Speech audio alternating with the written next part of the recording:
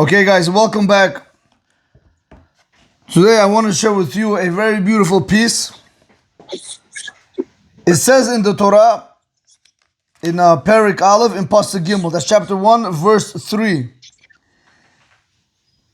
Vayomer Elohim ye or vahi or. Right? It says in the Torah, and Hashem said, let there be light, and there was light.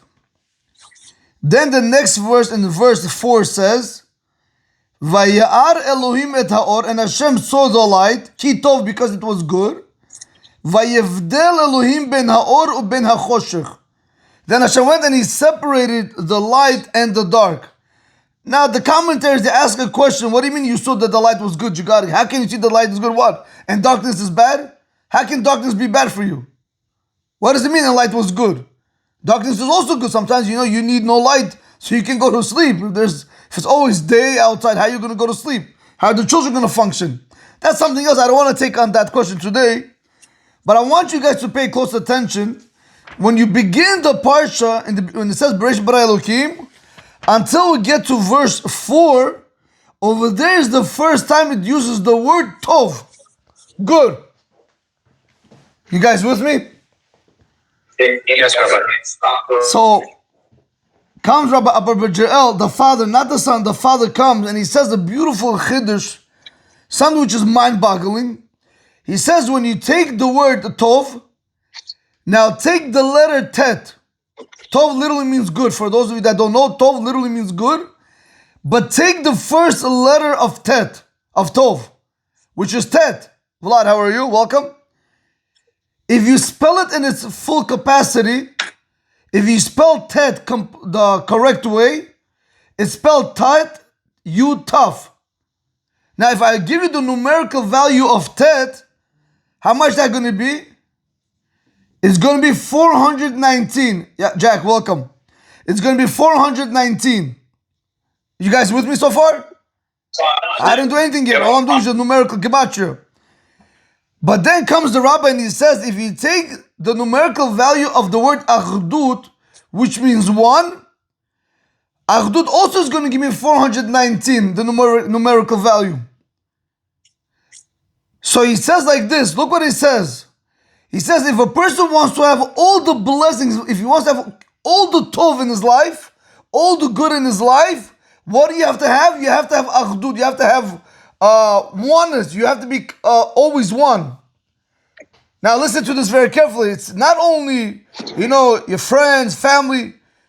A lot of times. Unity, Rabbi. Say it again? Unity. Unity, thank you, Elon. Yes, thank you. You have to have unity.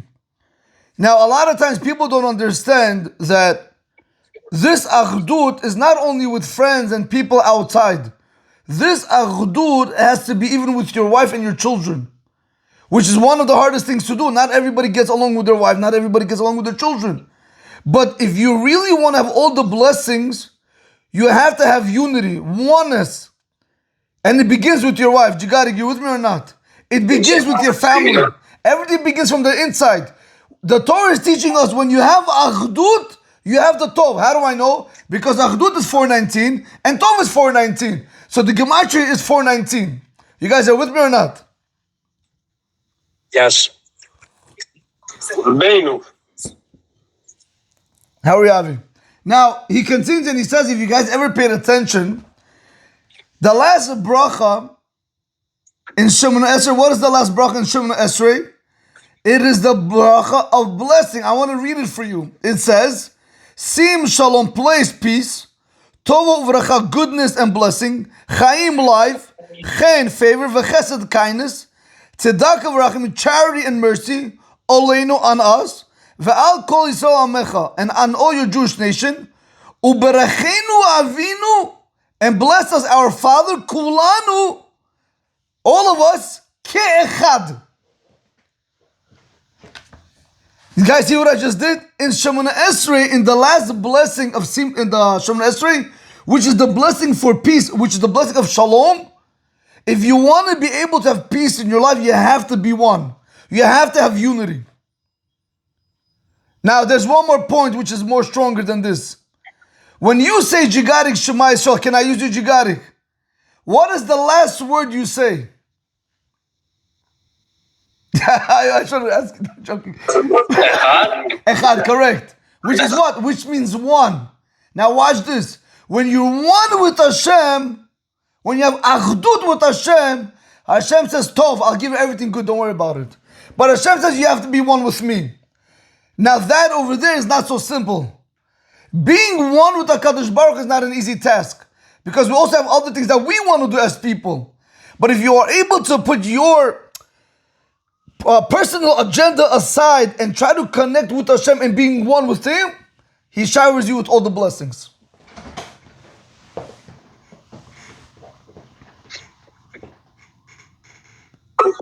How much time do we have to become one? No, this over here is a work in progress. It's not an easy thing, but this is something which means Achdut, oneness.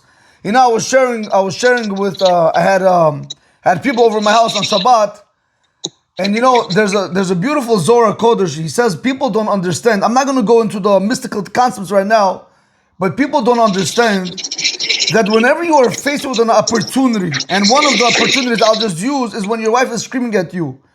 You don't realize that when your wife gets upset with you, that means I'm going to try to explain at the best of my knowledge. That means your neshama is at a very low dimension right now. It's at a very low world. Now Hashem wants to raise you. That means that if once Hashem raises you, that means He's able to give you more blessings. For example, if I'm drinking from a 1 ounce cup, I'll be drinking from a 10 ounce cup. If I'm drinking from a 10 ounce cup, I'm able to have more liquid inside. So Hashem wants to grow us. So how does He grow us, Jigarik? By sending us little problems. Whether it's going to be the wife, the children, the boss, the ticket, anything. The question is, do you get frustrated? Do you get upset? Or do you show back love? If you show, like she gets upset with you, she's angry with you, but you're loving with her, Hashem says, now you just moved up a level. There, since you just brought that Achdut, you just brought unity between you and your wife, Hashem says, now I have to bring you all the goodness that there is in the world. They go so far, the Zohar Kodesh says so far, which is nuts. It's not normal. You know, sometimes somebody told me today that in certain shuls, you know, when people, unfortunately, they lose their parents and they want to buy Kaddish. Yes? Yep. So the prices are sometimes very high. You're not down by Ashkenazim, right, where they're going to give it to you for free. Some shuls goes 1,500, 2,000. Some guy in the back is sitting just saying, tell me about it. I lost my dad. I got to House of Torah, and everything was like $2,000-3,000. That's Elon. You got to speak to Joey. Yeah, you got to speak to Elon. Oh man. Back then, like you didn't get a discount, son. I put it on the credit card. I got the points. Yeah, but that's also an issue, Rabbi. Yeah, I agree. No? I'm not saying that, but listen to this, Ivan. It's This a one I very, want it's to. a very big issue. I'm not saying that, but I want to share with you something important. The person that's able to be mivater, the person that's able to give in, and not by the kaddish, and not make a problem out of it and give it to the other person, Hashem says, you made Achdut. Listen what Hashem says. He says, it's not that as if you said the Kaddish. You said the Kaddish, and I'm going to give your father a higher place.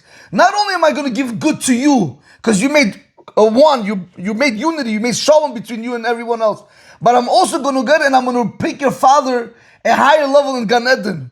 So we don't understand by being mivat, by giving in. That's the word. Mivat is by giving in. It's okay. You don't always have to stand your ground. The Zohar Kodesh goes on. Say it again. I'm going. I don't hear what he said. Giving in, it's like forgiving your honor. Yes, correct. Yes, Elon. And I'll tell you like this, the Zohar Kodesh goes I'll give you one more example. He goes far to say, let's say husband and wife are arguing, correct? Husband and wife are arguing. And let's say the husband's side unfortunately lost a mother, father, whatever it might be, Lola. Now you're arguing. You say to yourself, I'm going to shut my mouth, I'm not going to say nothing back to my wife. I'm wrong, I messed up, I'll take the hit. Hashem says, you just broke your character trait, you just shut your mouth. Even if your parents are in the lowest level of Gehenom, Hashem says, I can't keep him down, I have to take him out. Why? Because even though the parents are not deserving, it's measure for measure. Since you broke your character trait, which is also not normal, how did you do that? Hashem has to go out of his way and also break his character trait and take the parents out of Gehenom.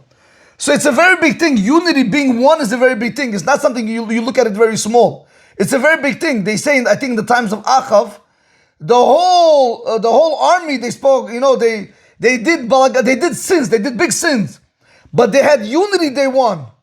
Other armies, they kept all the mitzvot of Torah, but they had no unity, but they lost. You understand? It's all about being one. It's all about being one. Whenever you're able to have unity, you have Achdut. Once you have Achdut, you have Tov. Hashem says, I'm going to give you all the good that there is in the world. It's in this week's parsha. This was last week's parsha, Bereishit. No, you have it with Noach. They were going against each other, and then Bavel, the tower, they were together but going against Hashem. Okay, yeah. I see. They were even able to build that. Correct. Very nice. Good point, Elon. Right, parsha Noach. Correct.